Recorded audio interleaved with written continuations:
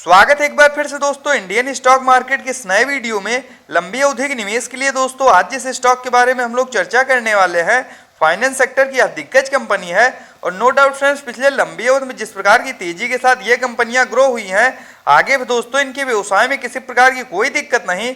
तो क्या लंबी अवधि के लिए दोस्तों इस पर्टिकुलर स्टॉक में खरीदारी करना सही रहेगा? इन सभी बिंदुओं पर हम लोग डिटेल में चर्चा करेंगे और डालेंगे एक नज़र इस पर्टिकुलर स्टॉक के टेक्निकल्स तथा फंडामेंटल्स पे।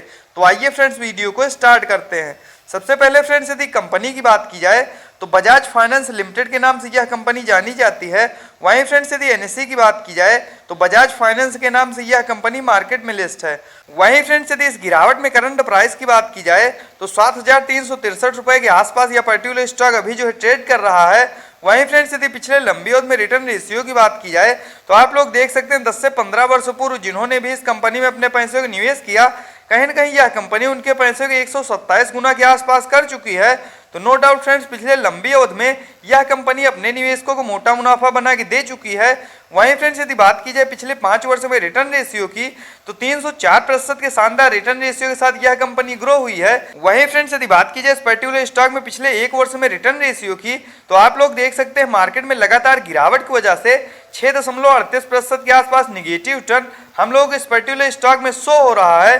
तो क्या फ्रेंड्स, इस गिरावट में इस पर्टिकुलर स्टॉक में खरीदारी करना सही रहेगा?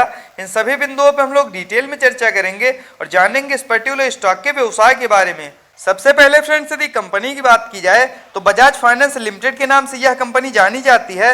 वहीं फ्रेंड्स, यदि बजाज फाइनेंस लिमिटेड के कारोबार की बात की जाए तो फाइनेंस सेक्टर की यह दिग्गज कंपनी है। वहीं फ्रेंड्स, यदि इनके कारोबार की बात की जाए तो रिटेल तथा एसएमई, स्मॉल तथा मीडियम इंटरप्राइजेस सेगमेंट के लिए विभिन्न सारी कॉमर्शियल सर्विसेज यह कंपनी प्रोवाइड करती है। वहीं फ्रेंड्स, यदि इनके कारोबार रेंज की बात की जाए तो भारत में अर्बन तथा रूरल एरियाज में प्रेजेंट टाइम में यह कंपनी कार्यरत है। इसके साथ साथ friends, public and corporate sector के लिए विभिन्न सारे ऑफर्स ऑफ वैरायटी में यह कंपनी फाइनेंशियल सर्विसेज प्रोवाइड करती है।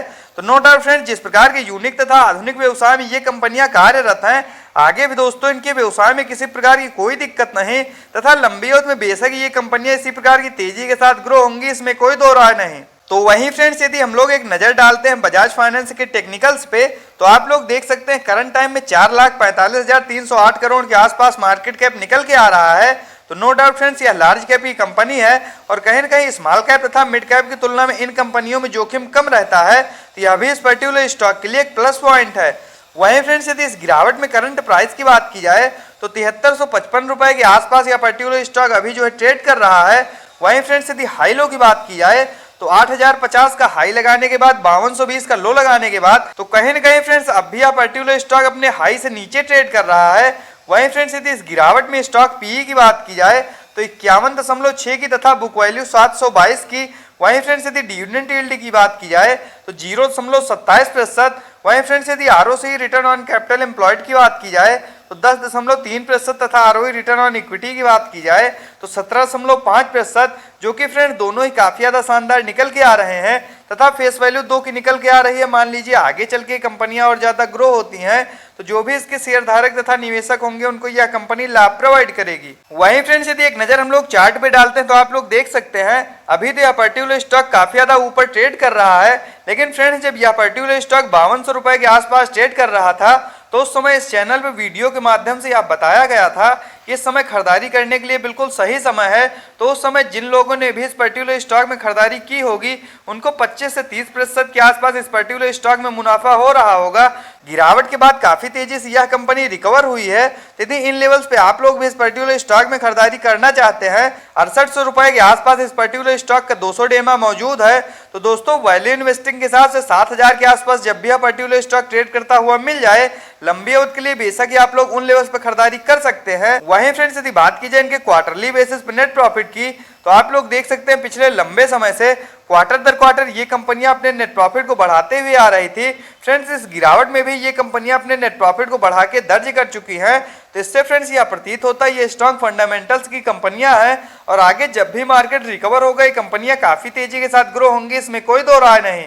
वहीं फ्रेंड्स यदि बात की जाए इनके ईयरली बेसिस पर नेट प्रॉफिट की, तो साल दर साल भी इनके व्यवसाय में किसी प्रकार की कोई दिक्कत नहीं तथा पिछले लंबी अवधि में जिस प्रकार की तेजी के साथ ये कंपनियां ग्रो हुई हैं दोस्तों, आगे भी ये कंपनियां इसी प्रकार की तेजी के साथ ग्रो होती रहेंगी। तो यदि लंबी अवधि के लिए इस गिरावट में आप लोग इस पर्टिकुलर स्टॉक में खरीदारी करते हैं तो लंबी अवधि के लिए आप लोगों के लिए एक बेहतर निर्णय साबित होगा, इसमें कोई दो राय नहीं।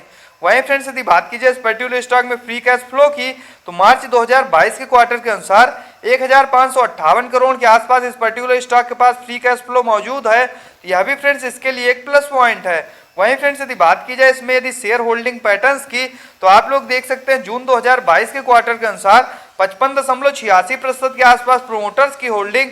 वहीं फ्रेंड्स यदि FIIs की बात की जाए तो 19.98% तथा DIIs के स्टेक की बात किया तो 12.03%।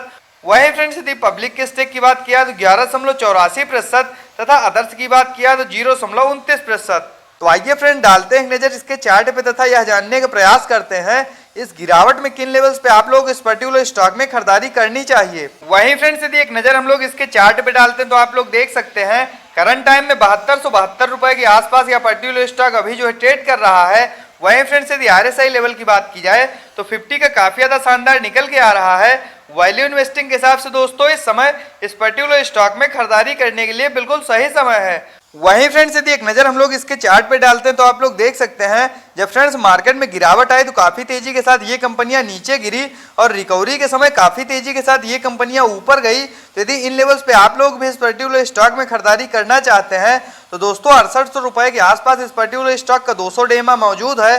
तो 7000 के आसपास जब भी यह पर्टिकुलर स्टॉक ट्रेड करता हुआ मिल जाए लंबी अवधि के लिए बेशक ही आप लोग इन लेवल्स पे खरीदारी कर सकते हैं। बस इन कंपनियों में निवेश करने से पहले एक बात का सदैव ध्यान रखें दोस्तों, ये लार्ज कैप की कंपनियां हैं तो इनमें जोखिम कम है तथा जिस प्रकार के व्यवसाय में ये कंपनियां कार्य करती हैं दोस्तों मार्केट की लीडर हैं तथा आगे भी इनके व्यवसाय में किसी प्रकार की कोई दिक्कत नहीं। तो प्रत्येक गिरावट पे लंबी अवधि के लिए आप लोग इस पर्टिकुलर स्टॉक में एक दो क्वांटिटी में खरीदारी करते हैं तो लंबी अवधि में बेशक ये कंपनियां आप लोगों को मोटा मुनाफा बना के देंगी, इसमें कोई दो राय नहीं। तो इसके पहले फ्रेंड जब इस पर्टिकुलर स्टॉक में गिरावट देखने को मिली थी तो उस समय हमने वीडियो के माध्यम से आप लोगों को यह बताया था कि इस समय इस पर्टिकुलर स्टॉक में खरीदारी करने के लिए बिल्कुल सही समय है।